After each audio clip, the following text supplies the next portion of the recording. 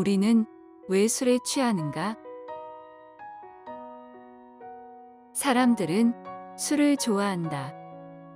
인류학자 마이클 디틀러가 주목하듯이 술은 세계에서 가장 널리 마시고 가장 많이 마시는 향정신성 약물이다.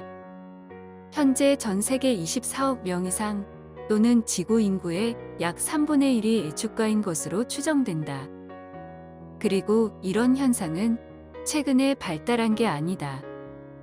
인간은 정말 오랫동안 술에 취해왔다.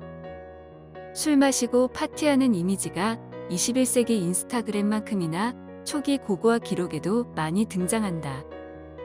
예를 들어 프랑스 남서부의 2만 년 된 조각품에서는 어쩌면 다산의 여신으로 생각되는 한 여성이 각배를 입에 물고 있다.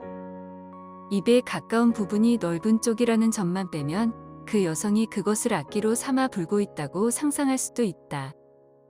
그녀는 무언가를 마시고 있는데 그것이 그냥 물이라고 상상하기는 어렵다. 그래서 사람들은 술에 취하거나 마약으로 황홀해지거나 환각제로 취하는 등 전 세계적으로 정말 오랜 시간 동안 취해왔다.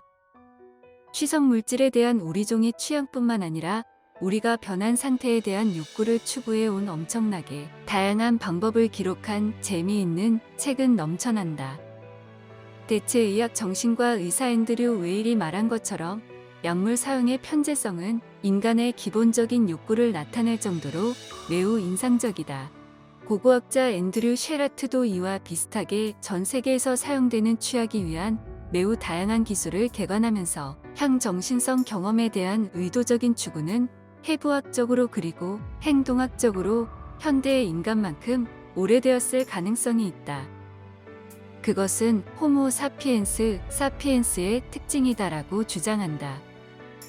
그러나 일반적으로 우리 술 취향의 역사적 인류학적 개관에서 인간이 애초에 왜 술에 취하기를 원하는가라는 근본적인 문제는 검토하지 않았다. 현실적으로 말해서 술에 취하는 것은 정말 나쁜 생각인 것 같다. 개인적 층위에서 술은 우리의 인지 능력과 운동 기능을 해치고 우리 몸을 손상시키는 신경독이다. 사회적 층위에서 만취와 사회적 장애의 연결고리는 현대 축구 훌리건이나 대학생이 고안한 것이 아니다. 디오니소스 또는 바커스라고 부르는 그리스 신의 이름에서 유래한 단어인 거칠고 위험할 정도로 혼란스러운 바카날리아는 고대 그리스 생활의 기본적인 특징이었다. 고대 이집트에서 중국에까지 술이 공급되는 의식과 연애에 대한 설명과 시각적 묘사에서 보면 무질서 싸움, 질병, 시기 적절하지 않은 인사불성, 다량의 구토, 부정한 성관계는 오랫동안 음주 행위의 흔한 결과였다. 마찬가지로 놀라운 것은 고대부터 현대에 이르기까지 문화생활에서 취성물질의 생산과 소비가 중심적인 역할을 한다는 것이다. 전 세계 어디에서나 사람이 있는 곳이면 어디서든 취하려는 유일한 목적에 터무니없는 양의 시간과 부와 노력을 바친다는 것이 드러난다. 고대 수메르에서는 의식과 일상생활의 초석인 맥주 생산이 전체 곡물 생산량의 거의 절반을 빨아들인 것으로 추정된다. 잉카 제국에서 조직적 노동의 상당 부분은 옥수수 기반의 취성물질 치차의 생산과 유통에 바쳤다. 심지어 고대의 죽은 사람들조차 취함에 사로잡혀 있었다. 많은 양의 알코올, 대마초 또는 다른 취성물질과 함께 죽은 사람을 보내지 않은 문화는 찾기 어렵다. 중국의 상나라 무덤에는 도기와 청동으로 만든 온갖 모양과 크기의 정교한 술잔이 가득했다. 이것은 오늘날의 관점에서 볼 때 빈티지 버건디로 가득 찬 트렁크와 함께 몇 대의 신형 벤츠 SUV를 땅에 묻는 것과 동등한 문화적 투자이다. 포도주의 까다로운 세계 최초의 집단인 고대 이집트의 지배계층은 제조자의 제조 연도, 품질, 이름을 꼼꼼히 기록한 항아리가 가득한 무덤에 안치되었다. 인간의 삶에서 술이 중심적이기 때문에 경제력과 정치력은 종종 취성물질을 생산하거나 공급할 수 있는 능력에 기초했다. 잉카 황제의 치차 생산 독점은 황제의 정치적 우위를 상징하고 강화시켰다. 식민지 초기 호주에서는 럼주의 통제와 유통에 너무 전적으로 의존하여 뉴사우스웨일스의 첫 번째 건물은 안전한 술 저장고였으며 이 저장고는 뉴사우스웨일스의 제일 통화 역할을 하기도 했던 귀중한 수입 액체를 보호했다. 따라서 문명과 발효의 이런 결합은 인류 역사에서 일정한 주제였다. 가장 초기 신화는 음주와 적절한 인간됨을 동일시한다. 앞서 보았던 것처럼 수메르 신화는 맥주로 인한 기쁨이 동물의 성질을 가진 엔키두를 인간으로 변모시키는 데 중요한 것으로 묘사한다. 고대 이집트 신화에서 최고의 신라는 인간이 자신에 대해 불경스러운 말을 짓거린 것에 분노하여 사나운 사자머리 형상을 한 여신 하토르에게 인류를 깡그리 없애버리라고 명령한다. 하토르가 기꺼이 살육을 시작한 후에 라는 인간을 불쌍히 여겨 하토르를 중지시키기로 하지만 하토르는 말을 듣지 않는다. 라는 하토르에게 인간의 피와 닮은 붉게 물들인 맥주 호수를 마시도록 속여서 겨우 물러나게 한다. 하토르는 취해서 잠이 든다. 마크 포사이스는 이렇게 해서 인류는 맥주 덕분에 살아날 수 있었다고 말한다. 왜 우리는 자발적으로 마음을 독살하는가?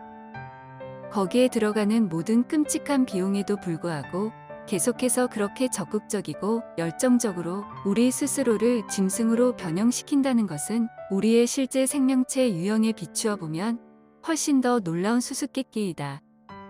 우리 뇌의 다른 파괴자인 포르노와 정크푸드는 인간에게 아직 그에 대한 방어 수단이 없기 때문에 무제한의 자유를 만끽한다. 취성 물질의 경우는 다르다. 다른 종들과는 달리 인간은 자신의 뇌를 몰래 훔치는 이 입속의 적에 대한 유전적, 문화적 방어 수단을 모두 가지고 있다. 이는 좀 더 자세히 고려해 볼 가치가 있다. 고대 그리스는 적당한 음주의 사회적 유용성에 대한 인식과 술고래에 대한 경멸 및 과음의 위험에 대한 강한 경고를 결합했다.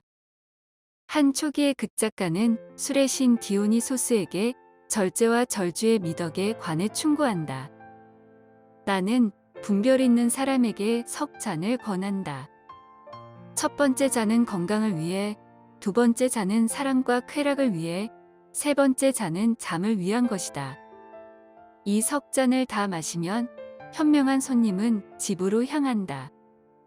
네 번째 잔은 더 이상 내 것이 아니라 자만심에 속하고, 다섯 번째 잔은 위침에 속하고, 여섯 번째 잔은 흥청망청 떠들기에 속하고, 일곱 번째 잔은 멍든 눈에, 여덟 번째 잔은 법정 소환에, 아홉 번째 잔은 담즙에 속하고, 열 번째 잔은 광기와 가구를 마구 던지는 사람에게 속한다.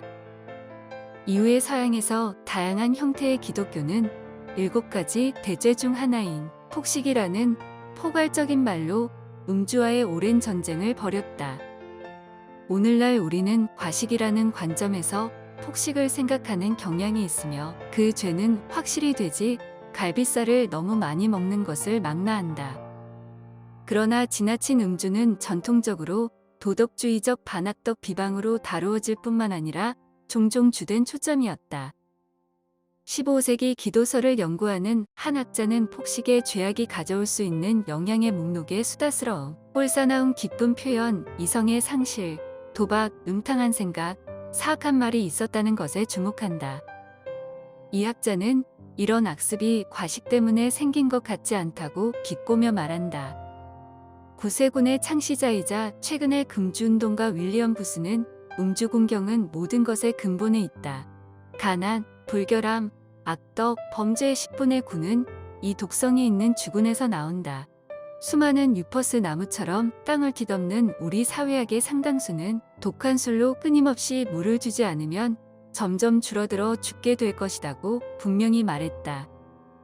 오늘날 우리는 동남아시아에 자생하고 있으며 어쩌면 냄새만으로 죽을 수 있을 정도로 독성이 강한 유퍼스 나무가 야기하는 위험에 대해 행복한 무지 속에서 우리의 삶을 보내고 있지만 메시지는 분명하다. 즉, 음주는 나쁘다는 것이다. 요약하자면 만약 취함이 문화 집단에 전반적으로 부정적인 영향을 미쳤다면 우리는 특히 문화적 진화가 유전적 진화보다 훨씬 더 빨리 진행되기 때문에 반취성물질 규범이 보편화되기를 기대할 것이다. 그러나 만약 술 금지가 세계를 장악하는 중이라면 분명히 세계 장악 과정을 서두르지 않고 있다. 고대 중국이나 미국에서 금주법의 실패 또는 프랑스에서 금주법의 지속적인 존재를 어떻게 설명할 것인가? 공식적으로 화학적 취성 물질을 금지한 집단은 종종 사적인 사용을 못 본 채 하거나 지배계층이 공적으로 탐닉할 때 모르는 척한다. 펜테코스트파나 수피파와 같이 취함 금지에 대해 더욱 진지한 많은 사람은 취함의 기쁨을 황홀 상태에서 성령이 말하는 것, 즉 방언이나 춤 영상과 같은 비화학적 황홀의 형태로 대체한다. 이 모든 것은 취함이 사회에서 중요한 기능을 한다는 것을 시사한다. 이는 취함이 문화적 명령에 의해 제거되는 것에 저항하게 만들고 취함이 순수하게 고려되지 않는 드문 경우에는 채워져야 하는 진공 상태를 만들 것이다. 취함의 기능은 무엇인가? 취함이 해결책이 되는 문제를 이해하지 않고는 이 질문에 답할 수 없다. 인간은 고의적이고 체계적으로 취하는 유일한 동물이다. 인간은 또한 다양한 면에서 매우 특이하다. 다음 장에서 보게 되겠지만 농업 기반의 문명에서 사는 인간은 훨씬 더 이상하다. 취하려는 취향의 진화적 미스터리를 풀기 위해서는 인간이 직면하는 독특한 도전을 짐작할 필요가 있다.